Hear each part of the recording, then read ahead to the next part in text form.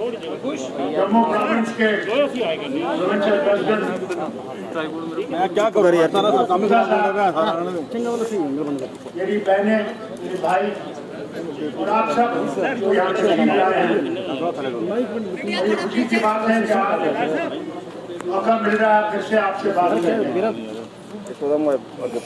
मैं ज़्यादा पुरानी हिस्ट्री नहीं बयान करूँ, उसके लिए वक्त नहीं। हमने मुकाबला करना है, फिरका परस्ती का मुकाबला करना है। ये जो हिंदू और मुसलमान में एक दीवार बनाने की कोशिश कर रहे हैं, इस दीवार को तोड़ना है और उसके बगैर न हिंदुस्तान बचेगा न ये रियासत बचेगा। अगर हिंदुस्तान को बचाना है तो इस नफरत को हमने दफन करना है, जला देना, क्योंकि ये नफरत जो है यही सबसे बड़ा इस वक्त मुद्दा है जिससे ये इलेक्शन जीतते हैं।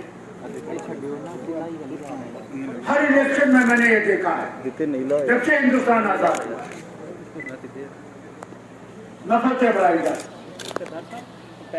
मुसलमान लीडरों को मुसलमानों के इलाके में ले जाते हैं, हिंदुओं के इलाकों में हिंदुओं को ले जाते हैं। क्या ये अच्छा होता अगर उस वक्त मुसलमान लीडर को हिंदू के इलाके में ले जाते और हिंदू के लीडर को मुसलमान जो है मुसलमान के इलाके नहीं है। और यही है पिछला इलेक्शन भी जीता गया, बालाकोट बालाकोट बालाकोट। क्या लाइन बदल गई? क्या हमने कोई हिस्सा हिंदू पाकिस्तान से वापस लिया? और लाइन तो वहीं पर खड़ी है, अपना ही जहाज वहां गिराया तो क्या मिला? हाँ, बीजेपी की हुकूमत है। आज भी एक रख है, आज भी यूपी को जीतने के लिए ये लोग नफरत फैला रहे हैं और आपके जम्मू में कर रहे हैं, जो ये कहते हैं जम्मू जम्मू जम्मू जम्मू जम्मू। मेहरबानी करना रहे मुझे ये बताइए, जम्मू कश्मीर का गेट है, दरवाजा और कश्मीर लद्दाख का दरवाजा है। और ये जो सोचते हैं कि हम इस रियासत को तोड़ देंगे, तो उनको मैं कहना चाहता हूँ खबरदार, वो सोच न रखना जिससे ये वतन बचेगा नहीं। कैमरा ले इस वतन को बनाया है तो उन लोगों ने बनाया जिन्होंने कभी जवाहरलाल को लाल किले पे 15 अगस्त पे झंडा उड़ाते हुए नहीं देखा। तो वो हिंदू भी थे, मुसलमान भी थे, सिख भी थे, ईसाई भी थे, वो भी थे जिनका कोई धर्म नहीं। हाँ, भारत के उस हिंदुस्तान के लिए लड़े जिसमें हम सब रह सकते हैं।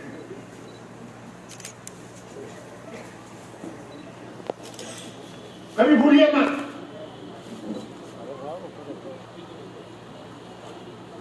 जम्मू में नफरत की लहर आज से नहीं है, 47 से।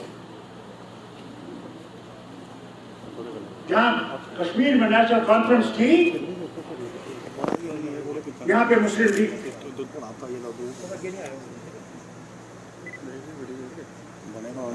हमारी और उनकी सोच में बहुत फर्क है।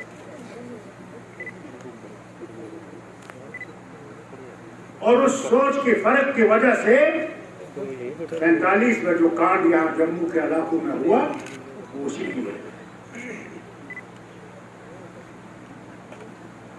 और अगर आज भी वो नफरत बढ़ती रही तो मैं इनसे कहना चाहता हूँ जो हुकूमत करते हैं दिल्ली में, खबरदार रहें। हिंदुस्तान के इतने टुकड़े होंगे, इनको रुका नहीं सकते, बचा नहीं सकते। अरे मुझे बताओ, मैं कश्मीरी हूँ, मेरे इलाके में सर्दी इतनी जबरदस्त होती कि पूछिए मत। मेरा खाना अलग, मेरा पहनना अलग, मेरे घर अलग। तमिलनाडु से मेरा क्या, उनका मौसम कभी इतना ठंडा नहीं होता। उनके कपड़े हमारी तरह गर्म कपड़े नहीं होते, वो ठंडे पहनते हैं। उनका खाना हमारे से बिल्कुल अलग।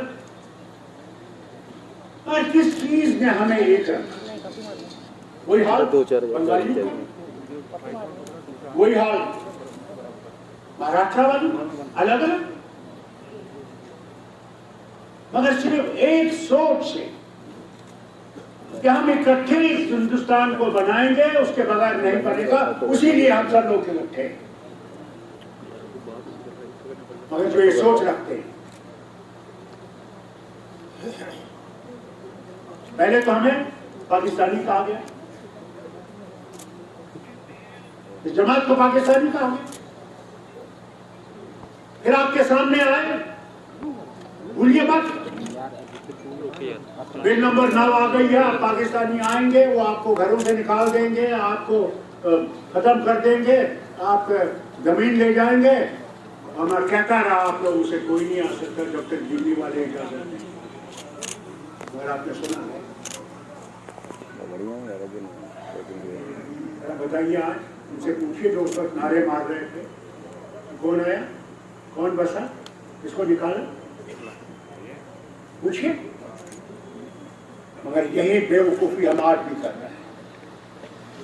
आज भी हम ये समझते हैं कि बस जम्मू बचेगा, बाकी जाए फाड़ में। जम्मू बचेगा नहीं जब तक हिंदुस्तान नहीं बचेगा। और इसलिए आपसे कहता हूं, आप वर्कर से कहता हूं, क्योंकि आप हैं जो नेशनल कॉन्फ्रेंस की जड़ है। आपने इन लोगों का मुकाबला करना है, इनके झूठ का मुकाबला करना है।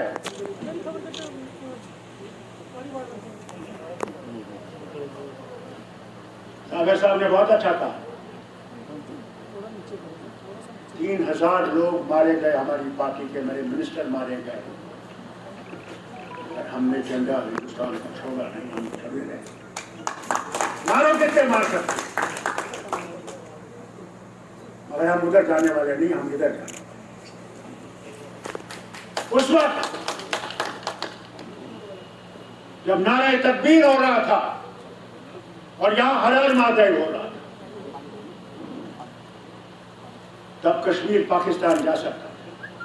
ये जम्मू कश्मीर की रियासत जो है पाकिस्तान की बन सकती थी, यहाँ कोई हिंदू नहीं रह सकता। मगर वो लीडर शेर कश्मीर और नेशनल कॉन्फ्रेंस की पार्टी थी, उसने कायद आज़म से कहा कि नहीं, टू नेशन थ्योरी हमें मंजूर नहीं है, हमने रहना है तो सबके साथ रहना है, हिंदू हो, मुसलमान हो, सिख हो, ईसाई हो, पैदा करने वाला वो है। मैं तो बार बार ये कहता हूं, अगर उसने मुझे जवाहरलाल के घर में पैदा किया होता तो मैं हिंदू होता, और इंदिरा गांधी को अगर पैदा किया होता शेख अब्दुल्ला के घर में तो मुसलमान होता। और संतान देने वाला वो है, किसको किसके घर में देगा, किसको किसी के घर में नहीं देगा, वो जानता है। मैं नफरत पैदा करने की क्या जरूरत है? अगर तुम्हें हुकूमत करनी है क्या नफरत पे करनी है? और ये जो तुम लोगों को खरीद रहे हो, क्या समझते हो उससे तुम हुकूमत कर रहे हो? हमारे लोग बहुत जानते हैं, पहचानते हैं किस लिए तुम ये कर रहे हो, और ये भी जानते हैं कि उनके दिल तुम्हारे साथ नहीं है, वो सिर्फ अपना मतलब निकाल रहे हैं। कब सीखोगे? याद है कहते थे जब कांग्रेस की हुकूमत थी, मैं भी मंत्री था, कहते थे पेट्रोल के दाम चढ़ गए, लोग कहते थे चढ़ गए जरा, कहते गैस का सिलेंडर का कीमत चढ़ गया, कहते जो दाल आप खाते थे क्या उसकी कीमत बढ़ गई कि आप नहीं खा सकते? आप आज मैं इसी वज़ीर आज़म से पूछता हूँ, जो आपने हमसे बातें की तो कहाँ है? आज गैस सिलेंडर कहाँ पहुंच गया? मेरी माँ और बहन जो है आज फिर से गोबर और चूल्हा जला रही है अपना खाना पकाने के लिए। और उसके पास ऐसा नहीं है दाल खरीद सके, इतनी दाल की कीमत आसमान पे पहुंच गई। और आपके जो पेट्रोल और गैस, उसको देखो, आपकी टिकट जो है, अगर आप यहां से जम्मू के शहर से आरएसपुरा जाना चाहते हो, उसकी टिकट कितनी बढ़ गई। अगर आप पठानकोट जाना चाहते हो, उसकी कीमत कितनी बढ़ गई। बैठक है, ये देखिए आप कि कहां पहुंच गए हम। जो वादा करते थे कि हम इसको जन्नत बनाएंगे, उन्होंने इसको जहन्नम बना दिया। अगर तुम्हें इलेक्शन जीतना है तो जहन्नम मत बनाओ, जन्नत बनाओ, फिर इलेक्शन। सही तुम्हारे लीडर आते हैं, वजीर आते हैं, अरे वजीर घूमे, कहाँ गए? तुम्हारे गांव में नहीं गए? पहलगाम गए, गुलमर्ग गए, सोनमर्ग गए, खाना पीना खा के वापस दिल्ली गए कि हमारे मंत्री सारे जम्मू कश्मीर में घूम के आ गए। कमाल देखो, अरे कितना लोगों को बेवकूफ बनाओगे, कितना। क्या ये समझते हो कि वही लोग हैं जो गोंजा में थे? नहीं, आज पढ़े लिखे हैं, आज पहाड़ों पे भी पीएचडी वाले हैं, डॉक्टर हैं, नर्से हैं, पैरामेडिकल लोग हैं जो पढ़े लिखे हैं, ग्रेजुएट्स हैं। वो जानते हैं कि वो क्या रहा। आप मीडिया को देखिए, कितना मीडिया को दबाया हुआ है। अगर एक भी अखबार वाला या मीडिया का दूसरे जो रुख है, वो कोई भी चीज सच्ची बयान करे, उसके एडिटर को पहले ही पुलिस थाने में बुलाया जाता है। खबरदार, कुछ दूसरा करोगे तो तुम्हारे ऊपर हम ऐसे कानून लगाएंगे कि पूछिए मत। भूल गए, यूपी में सबसे बड़ा अखबार था, आज भी है, उसके ऊपर नहीं था क्योंकि वो सच लिखता था। उसने दिखाया कि कोविड में किस तरह लाशें जो हैं जमुना और गंगा में डाली जा रही है। देख, और ये कहते हैं कि 5 लाख मर गए, और जब उसका एस्टिमेट किया गया उन्होंने कहा 50 लाख से ज्यादा लोग मर गए। हाल देखिए, अगर कोई अखबार ये लिखेगा, उस अखबार के मालिक को जेल के कोने में बैठना पड़ेगा। ये है वो हिंदुस्तान है। मैं वो हिंदुस्तान जानता हूँ जब जवाहरलाल पार्लियामेंट में बैठा होता था और बड़े नेता लोहिया साहब थे, वो ऐसे ऐसे हमले उन पे करते थे। मजाल है कि जवाहरलाल अपनी कुर्सी सुनता। वो जमाना था जब क्या खुला लिख सकते थे। इमरजेंसी का जमाना है। नाज करता हूं इंडियन एक्सप्रेस के मालिक आज नहीं है,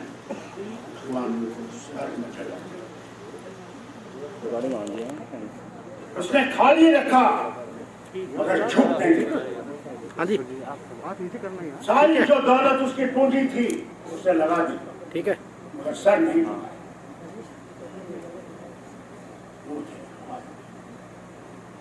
आज अमेरिका का मीडिया देखिए, उनने ट्रंप के बारे में ऐसा लिखा तो ट्रंप जीत नहीं सकता। आप समझते हैं कि हम हर वक्त रहेंगे, अंत आएगा। और जिन्हीं अखबारों को आपने दबा के रखा है वो खुल्लम खुल्ला लिखे। और मैं अल्लाह से यही कहता हूँ तब तक मुझे नहीं लेना। इस दुनिया से जब तक मैं वो नहीं देखूं तो हमारे अखबार सच्चाई से लिख सकते हैं और सामने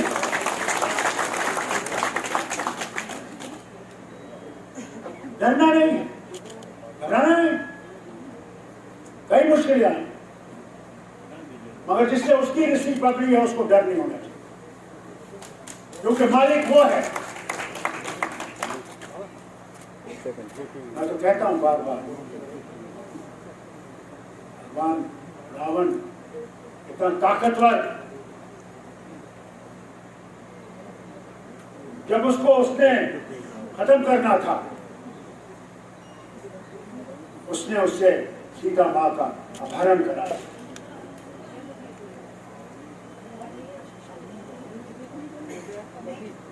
और वही लंका यहाँ का वो बादशाह था, हनुमान जी से कितना गए तुम यार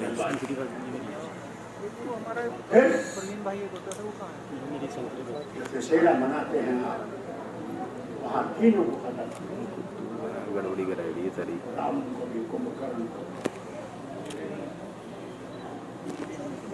मेघनाथ मालिक वो है।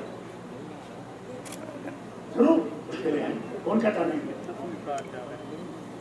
सच बोलना मुश्किल हो गया, थाने में ले जाए, अंदर कर, थानेदार भी क्या करेगा, उस पर जोर है, उसको अपनी नौकरी बचा।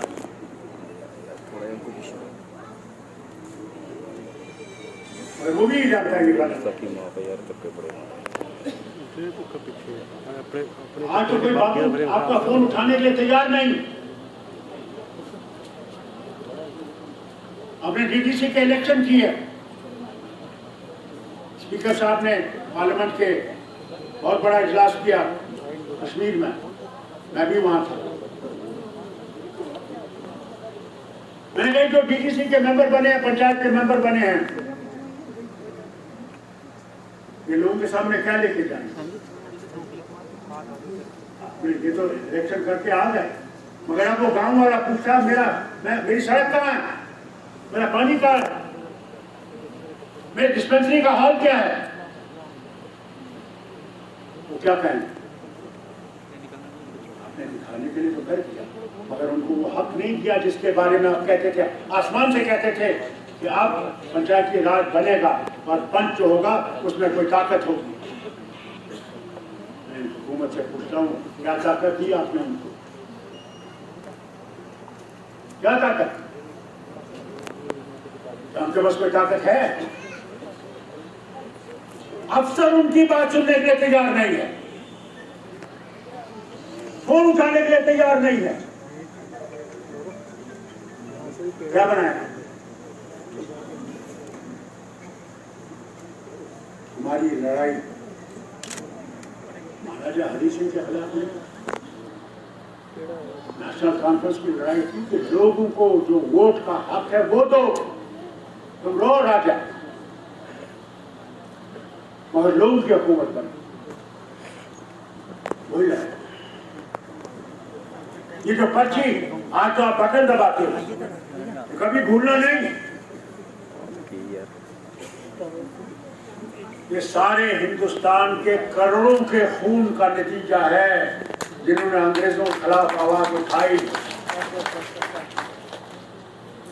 उस पर्ची पे गांधी का खून भी लगा हुआ है। जब बटन दबाते हो तो याद रखना, उनको जिन्होंने अंग्रेजों ने फांसी दी,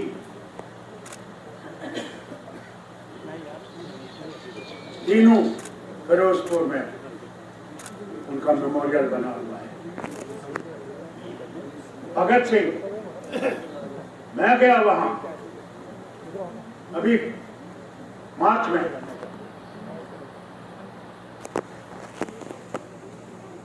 उन्होंने जवाहरलाल को नहीं देखा है, हिंदुस्तान को आजाद किया, मगर कुर्बानी दी उस डायर के खिलाफ जिसने जलियांवाला बाग का किस्सा किया था। हजारों उस कुएं में पड़े बेगुनाह,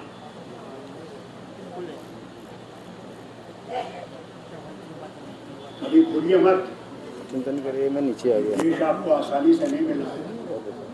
हम थोड़े न ये देश आपको सुकून से मिला है, इसके लिए अंग्रेजों को यहाँ से भागना पड़ा। आज आप पे जिम्मेवारी है, आज आप पे जिम्मेवारी है, इस मीडिया पे और आप पे, मेरे को फिर इस भारत को मजबूत करना है तो सच्चाई का दामन थामिए और सच्चाई से एक दूसरे के साथ भाईचारे में रहिए। जब तक हमारे यहाँ भाईचारा रहेगा कुछ नहीं होगा, मगर जिस दिन भाईचारा खत्म हो जाएगा, हमें अंदर का खतरा है, मुझे पाकिस्तान या चीन का खतरा नहीं है। वो कुछ नहीं कर सकते जब तक हम मजबूत हैं अंदर। इसलिए उस भाईचारे को पकड़िए और इस जमात को मजबूत। जमात में लोग आते हैं, कोई बड़ी बात,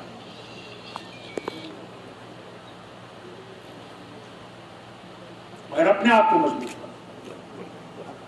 अरे ऐसे ऐसे चीजें, जैसे जैसे इलेक्शन करीब आएगा, आप देखना क्या क्या नेता आएंगे।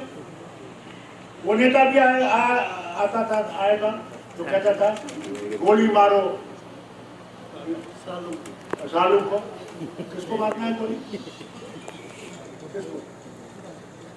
अफसोस तो मुझे इस बात का है, इसको सुप्रीम कोर्ट में इसको खड़ा करना चाहिए। वो नफरत फैलाता है और फिर कहता है मैं मिनिस्टर भी हूं। वज़ीर-ए-आज़म, भारत बनाना है तो भारत में इंसानियत को पैदा करना, नफरत से भारत नहीं होगा। नफरत से ये वतन खत्म हो जाएगा। उसको याद करिए, वाजपेयी ने क्या कहा? कश्मीर आया था, आरएसएस का आदमी कहा हमने इस रियासत का कश्मीरियत, इंसानियत और जमहूरियत में इसका फैसला। मैं आज भी कहता हूं, जब तक आप पाकिस्तान से बात नहीं करेंगे और दोस्ती की हाथ दोनों मिलाएंगे नहीं, हम कभी आराम से नहीं रह सकते, कभी नहीं। मुझे लिख के ले, 4 जंगें हो गई हैं, 4 जंगों में गरीब ही मरा। अगली जंग में भी वही होगा अगर कभी आप नहीं सोचा, उससे ज्यादा भयानक। तो दोनों के पास एटम बम है, हम तो एक ही एटम बम से मिल जाएंगे।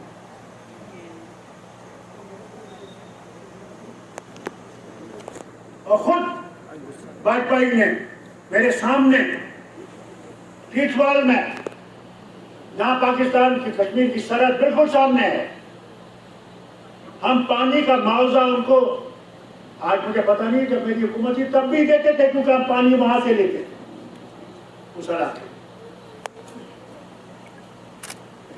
और क्या कहा? कहा दोस्त बदलाए जा सकते हैं, पड़ोसी बदलाए नहीं जा सकते। क्या दोस्ती में रहेंगे और तरक्की करेंगे, या नफरत में रहेंगे और पीछे हो जाएंगे। अरे क्या ही अच्छा दोस्ती होती। आज सियालकोट से लोग यहाँ जम्मू चाय पीने, खाना खाने, हम वहां जाते, वही हाल होता था। पुराने जमाने में जब हिंदुस्तान पाकिस्तान नहीं बना था, लोग रेल में आते थे, रेल में आते थे, यहाँ दिन गुजारते थे, शाम को वापस आते।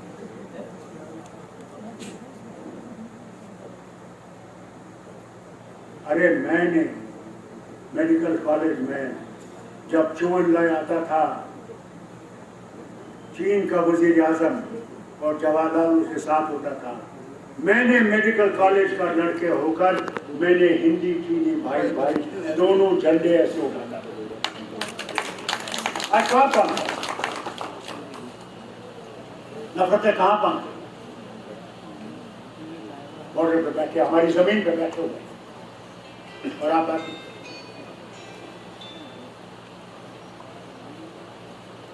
क्या हो?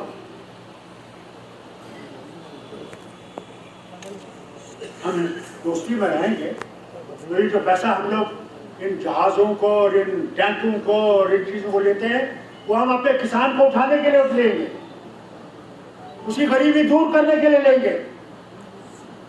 आज हम लोग 101 नंबर पे पहुंच गए हैं बुखवारी में। सोमालिया के साथ हमारा दर्जा आ गया है। जबकि इंदिरा गांधी के वक्त में ग्रीन रेवोल्यूशन आया था, हम लोग अपने न सिर्फ खुद खाते थे बल्कि दुनिया में बेचते थे अपनी फसल। आज कहाँ पहुंचे? आप देखें, यही जम्मू, इसके बारे में जम्मू जम्मू जम्मू कहते हैं, पार्लियामेंट में बैठा था, मुझे टेलीफोन आया कि यहां लोग मर रहे हैं, गैस नहीं है, ऑक्सीजन नहीं है। भगवान चंगा दे वजीर तो कुछ हर्षवर्धन साहब मेरी मुड़ी का मान कोई सारा रात में हेल्थ मिनिस्टर थे, ठीक है। वो बोल रहे थे, मैंने कहा मैं माफी मांगता हूं आपको इंटरप्ट करने के लिए, मगर मेरी बात सुन लीजिए। मैंने कहा हमारा दारुल खिलाफा सर्दी का जम्मू